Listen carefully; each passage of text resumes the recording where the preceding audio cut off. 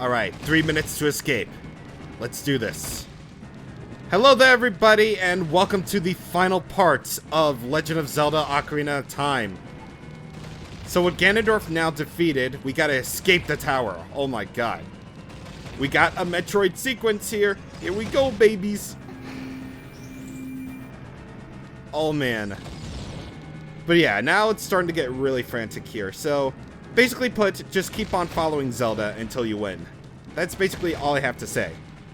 Just keep following Zelda until you win. Yep. So, basically put, whenever, like, Zelda gets to a certain, position right here, you have to stand really close to her so that she can, open the door with her magics and stuff. And, sometimes you have to avoid falling rocks, sometimes you don't. So, yeah. Just basically follow the essential rules here and you should be okay to go. You should be alright to do this. Now, I'm not sure what actually happens if you fall off. I know what happens if you take damage. Like, Zelda will be shocked for a little bit that you've taken damage. Like, oh my god, are you hurt or something? And, just, yeah. Anyway, once you get to this floor, stealthos. But you know what? The one time. This is the one time that we need to hurry. So, yep. No sense in just, wasting any time. Let's just kill them. And of course, they have to throw in these regenerating stealthos at the very last minute. So, yeah. There we go. Thank you, Link. Now let's hurry. And of course, she'll give you hearts for your trouble, but I don't need that. I don't need any of that, honestly. And let's just equip our Master Sword here. Or our Bigoron Sword here. Alright. So, this is like the one and only time this is gonna happen. Yeah, so, by chance if you fall, like, Zelda will be shocked and all that. And, once again, I'm not really sure what happens if you, like, completely fall off. I'm pretty sure, like, you have to start a certain section all over again, but I highly doubt that you'll have to start the entire thing all over again, so, yeah. Anyway, no more outside. We're just gonna keep on going inside here. And this is actually a rather different part of Ganon's castle here, we're not gonna lie, though. But either way, as soon as you step out here, be prepared to be spooky. And yeah, they throw in a re-dead at the last minute with a double stun of goodness. And, oh, Jesus Christ. No. Thank you. Thank you very much. Alright. Last part. Just gotta make it out of here. We got like a minute to spare. I have a feeling they like give you way more time than you need, though, but anyway, try to speak to her. Link, the exit is just over there. Yes, it is. Yes, it is. Alright, let's get out of here.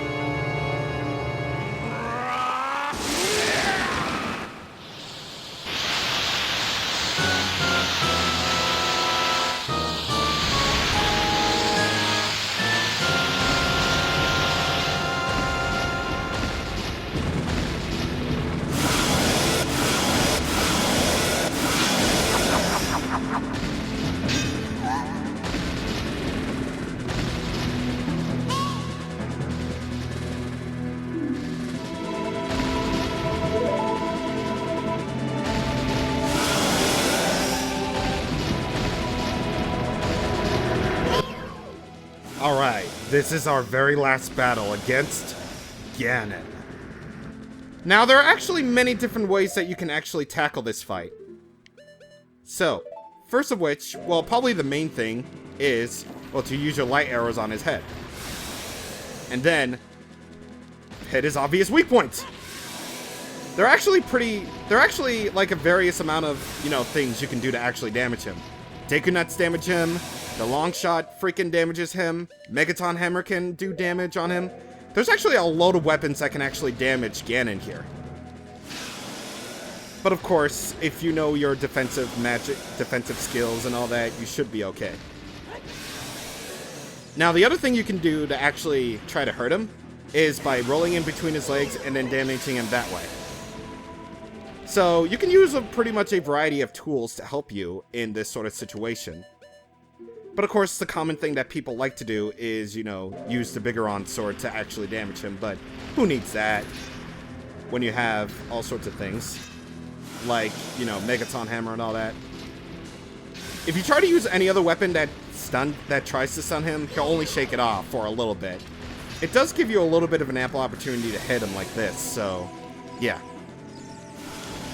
And just in case you ever need to stock up on anything, lure Ganon into one of these towers right here. That way you can pretty much fill up your stock of, you know, arrows, magic, hearts.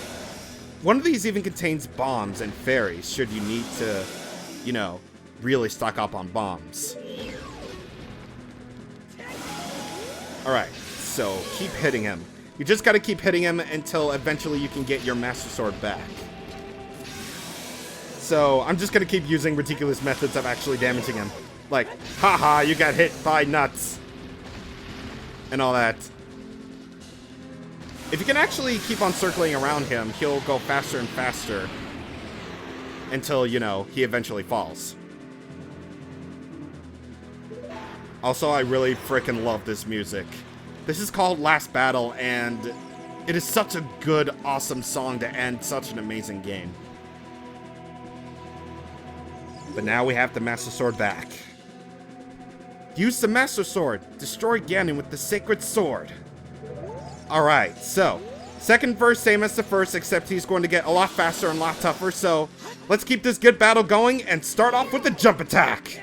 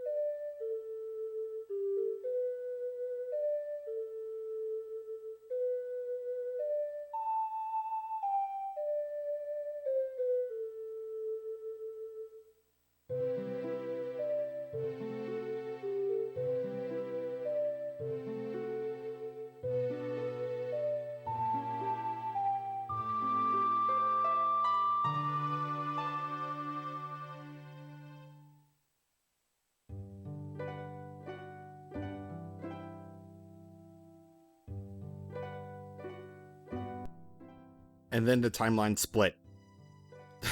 Okay. In all seriousness, though, that's it. That is the end of Legend of Zelda Ocarina of Time. This was my very first Zelda game. And I was very proud to play it. It was pretty much unlike any other game that I've ever played before. Like, I've only ever experienced, like, platformers at the time that I could beat. But this was my really first, like, 3D, you know, adventure-style game that I guess I played. And subsequently, I got frustrated with it. Blame the water temple, am I right? But, yeah. My very first Zelda has been a really awesome experience for me, and Ocarina of Time is what got me into the Zelda series in general. Well, more or less the 3D Zeldas. Well, I did technically have experience with, you know, some of the 2D Zeldas, like Link's Awakening before at the time, but I didn't really have any interest in them, but this is more what I'm used to, just a 3-dimensional adventure and all that stuff, so, yeah. The dungeons are designed really nicely, except for the water temple, because that one sucks. The game looks so great. Even on the N64, as much as I like to praise Ocarina of Time 3D for, you know, improving on an almost 20-year-old game, this game still looks really, really good for, you know, N64 standards. It really does, and I think it's aged remarkably well. Similar to my opinions on how, you know, Mario 64 has aged very well over time. And the items are really fun to use. I don't feel like it's too hard to just go with the 100%ing everything. It's just, yeah. And the soundtrack is really great too, like, especially this credits theme. I really love this credits theme. Well, not as much as Majora's Mask or Wind Waker, but especially not Skyward Sword, but this one is really good. It's so good. But I done what I set out to do for this project. I have officially 100%ed Ocarina of Time in video form for the very first time ever, and yeah, I felt like I deserved to do that. Okay, so if you recall, I originally did this as my third Let's Play, and it was a 3-hard run, which, looking back at it, was a terrible idea. Like, why? Like, I obviously have 100% the game before recording Ocarina of Time 3-hard run, obviously, but I didn't think it would matter at first, but apparently now it does. And now you can see, like, everyone partying and all that stuff. And, of course, the game has no slowdown, so obviously this part with the choir is obviously going to be sped up. And you can clearly see just Malin, just, wow. Man, I didn't think the Wii U version would have, like, any bit of slowdown, but Jesus Christ. Talk about incredibly delayed music.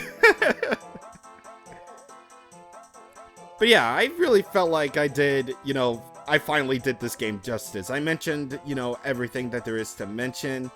If I miss something, then I'll probably do like a bonus video of that, just in case I miss something, but I highly doubt I will. I finally gave this game the time and attention it so obviously deserves, and I felt like it did its service enough.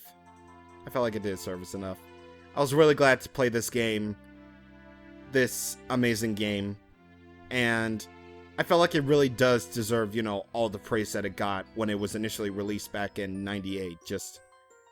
This is just an amazing game altogether. Yeah. And of course, this part with the finale would be playing, but of course the Wii U version has to have it really fast.